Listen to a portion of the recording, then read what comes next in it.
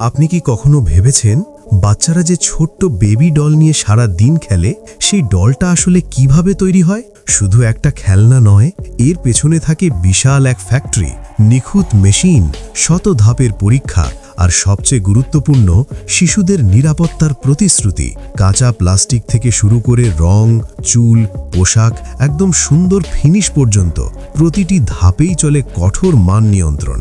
আজ আমরা দেখব একটি সাধারণ বেবি ডল কিভাবে ফ্যাক্টরির ভেতর দিয়ে পাড়ি দিয়ে শিশুর হাসির কারণ হয়ে ওঠে। তাই ভিডিওটি শেষ পর্যন্ত দেখুন।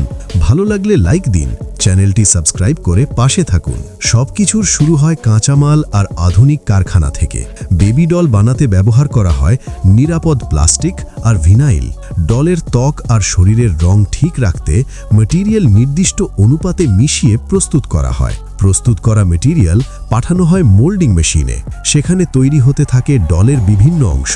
ইনজেকশন মোল্ডিং মেশিনকে খুব নিখুঁত সেটিংসে চালানো হয়, যাতে হাত, পা আর শরীরের অংশগুলো একদম ঠিকভাবে তৈরি হয়। ঠান্ডা হওয়ার পর মোল্ড খুলে যায় আর ডলের অংশগুলো আসল আকার নেয়। তারপর সেগুলো মেশিন থেকে বের করে পরবর্তী ধাপের জন্য আলাদা করে জড়ো করা হয়।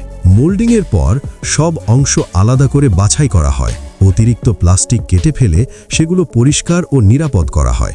স্মুদিং প্রক্রিয়ায় ডলের গা মসৃণ করা হয়, যাতে বাচ্চাদের জন্য একদম নিরাপদ থাকে। প্রতিটি অংশ চোখে দেখে আর হাতে ছুঁয়ে পরীক্ষা করা হয়। যেগুলো ঠিক আছে সেগুলো অ্যাসেম্বলিতে যায়, আর যেগুলোতে সমস্যা আছে সেগুলো আলাদা করে সংশোধনে পাঠানো হয়। অ্যাসেম্বলির আগে সব অনুমোদিত অংশ স্টেশন অনুযায়ী সাজানো হয়। প্রথমে ডলের বডি নির্দিষ্ট জিগে বসিয়ে শক্তভাবে জোড়া দেওয়া হয়। তারপর হেড বসানো হয় নেক জয়েন্টে এবং ঠিকমতো অ্যালাইনমেন্ট নিশ্চিত করা হয়। এরপর হাত পা লাগানো হয় সুরক্ষিত জয়েন্টে, যাতে নড়াচড়া স্মুথ হয়। সব জোড়া লাগানোর পর জয়েন্টের শক্তি আবারও পরীক্ষা করা হয়। ডলের মুখ জিগে ফিক্স করে মাস্কিং করা হয়। তারপর নিখুঁত পেইন্টিংয়ে ফুটিয়ে তোলা হয় স্বাভাবিক এক্সপ্রেশন। চোখ সাবধানে বসানো হয় সঠিক জায়গায়। চুল লাগানো হয় রুটিং বা উইগ অ্যাটাচমেন্টের মাধ্যমে, যাতে ভালোভাবে আটকানো থাকে। সবশেষে আবারও পরীক্ষা শেষে ডল পাঠানো হয় পোশাক আর অ্যাক্সেসরিজ সেকশনে। ডলের পোশাক বানাতে ব্যবহার করা হয় নরম ও নিরাপদ কাপড়। ছোট ছোট জামা নিখুঁত সেলাইয়ে তৈরি করা হয়। তারপর পোশাক ডলের গায়ে সুন্দরভাবে পরানো হয়। পূর্ণ লুক দেওয়ার জন্য যোগ করা হয় নিরাপদ অ্যাক্সেসরিজ। ড্রেসিং শেষ হলে ডলের চেহারা ও নিরাপত্তা আবার পরীক্ষা করা হয়।